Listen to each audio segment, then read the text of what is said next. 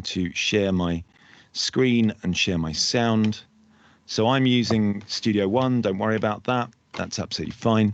I'm using Studio One. It's not your problem. What I am going to do is I'm going to show you that I've downloaded. I've got a few here, but I've downloaded these E-flat minor vocal samples. I'm not a massive fan of Teardrop. It's there if you want to use it. It is a professional sample, but I prefer just things that are in the right key for me. I want to work in E-flat minor because it's easy. Right, so first I'm going to bring in that. I'm just going to drag that in. Hello, please drag in. There you go. Right, drag that in. And I'm also going to drag in this thing, which is 127 beats per minute. This is what my piece is in, 127 beats per minute.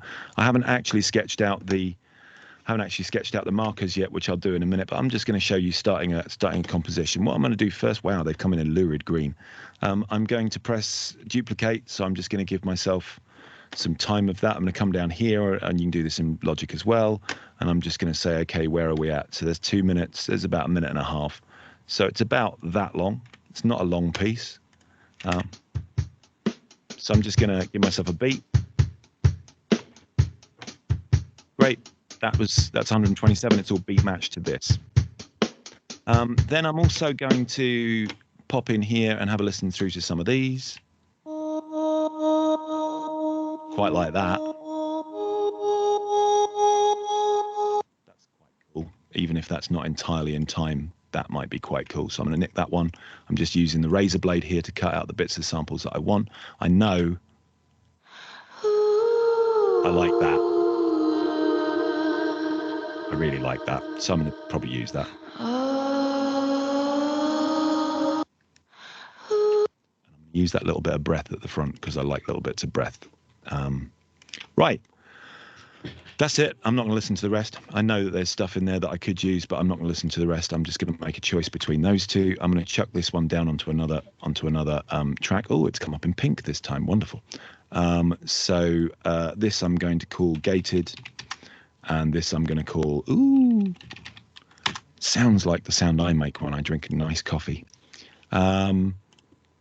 So let's have a quick listen to this one. Do we get away with this one straight away? Does this work?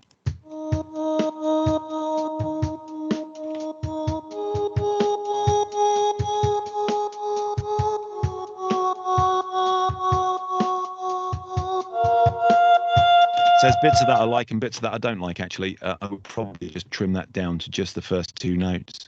I want simplicity, and simplicity is those first two notes. And I would also say, I think it's a little bit too far back, so I'm going to trim the front off there. Just trim the front off so that it actually starts more or less on a beat, because I would like that to be.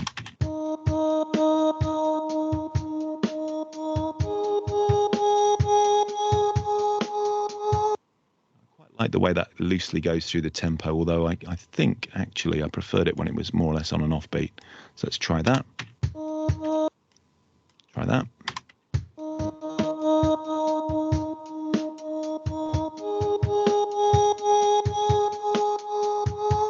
That's quite nice.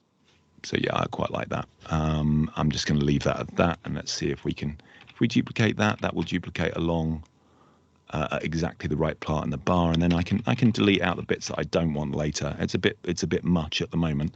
I might actually do myself a favor. Space is really important in these.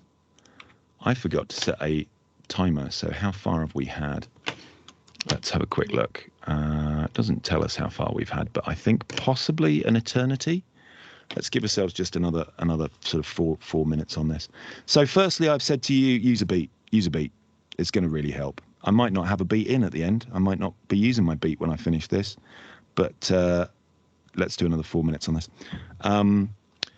Yeah, I would definitely use a beat. Next place I would go is I would see if I could put some bass line or chords against this. I also want that to be a lot fluffier, so I'm going to go into my double click and go into my. Actually, let's do this the proper way. I'm going to go down here and go into my mixer. I'm going to get rid of my instrument tracks because I don't like them on the screen. You can see my mixer just like in Logic. I'm going to, just for the moment, I'm not going to go into auxiliaries too. We've done auxiliaries. So auxiliaries in Studio One, just going to nip down here and say add effects channel. And I'm going to pull up a reverb into there. Let's put a big old mix verb in there. Let's make that enormous. Let's make a large hall mix verb. That's fine. The mix is set on 100%, so that's fine. And I'm going to set some of my gated vocal to that. And I'm also going to put in another effects channel here, and I'm going to put in a beat delay, and let's put something enormous on there as well. Ping pong, that's all to do it. 16th endless ping pongs, 8th endless ping pong. Let's do that. Feedback's a bit too much on that. I don't want that much feedback. So I'm going to call effects one verb, and I'm going to call that echo, so that now when I drag these up, I can add in an echo on that as well. So I quite like that. Let's have a listen now.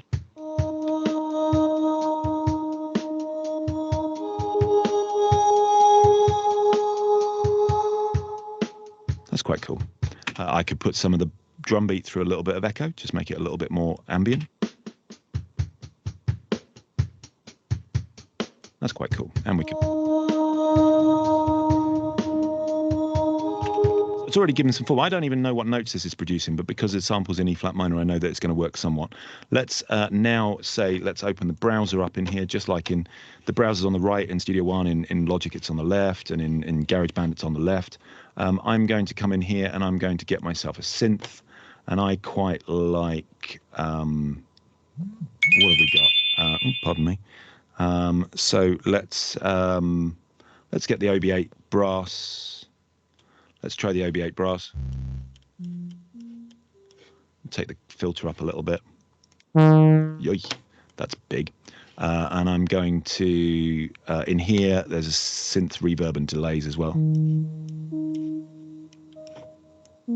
Great, so there's a synth patch that I quite like. We'll work with that. I'm going to turn both the reverb and the echo up. So I've got a synth patch in there. I'm going to utilize the on-screen keyboard because I haven't got a keyboard in this machine.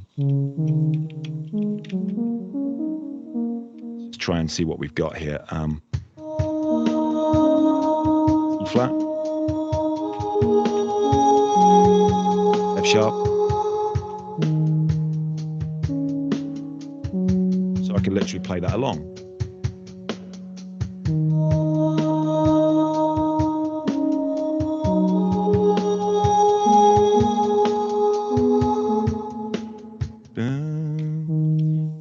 Let's go up an octave because I'd hear. Oh no, it's that one. Sorry. Okay.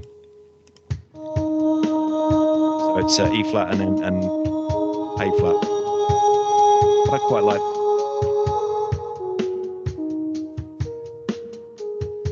So anyway, all I'm going to do is I'm going to just try and pick out some parts with this that are complementary to that. I might come down the bottom and put in some sort of big fat bass pad.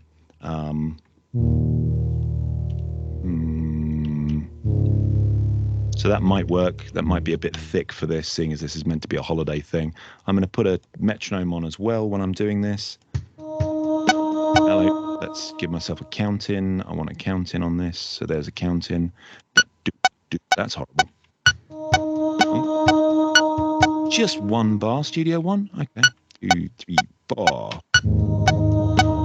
Notes. What you're basically trying to do is get something that's going to do that. I think I'm too low. That's too near it. I'll make that a little less fluffy in a minute. Here we go. 2, 3, 4.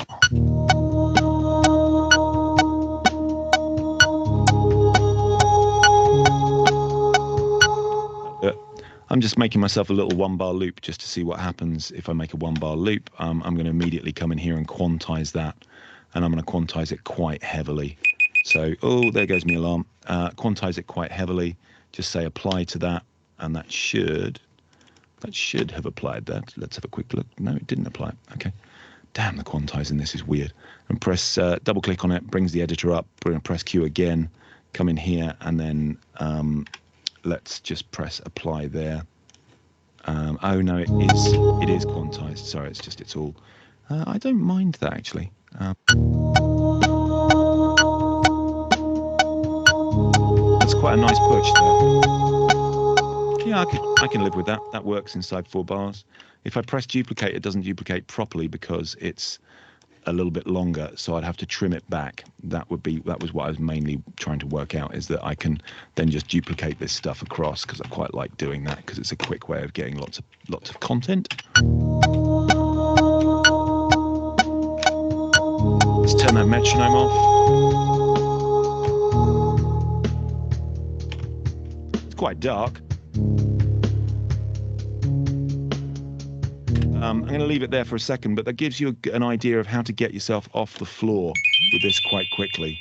How to get yourself off the floor with this quite quickly is to utilize some kind of sample and take your instrumentation from that, take your melody from that sample. But definitely don't keep looping samples next to each other. Give yourself some kind of space. You could be cheeky with this and see what happens if you run one into the next, so it's call and response.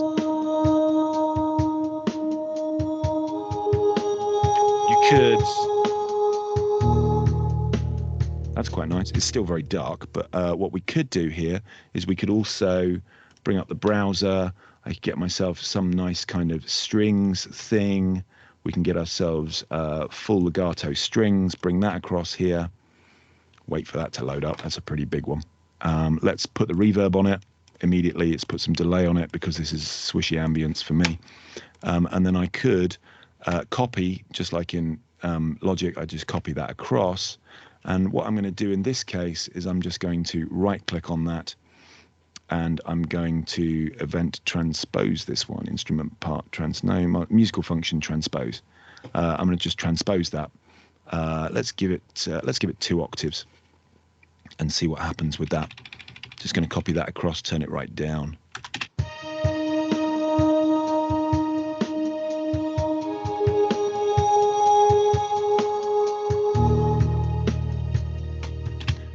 Darker than I want it for this piece, but we'll have to see how that works. Maybe some arpeggios and things will really help with this.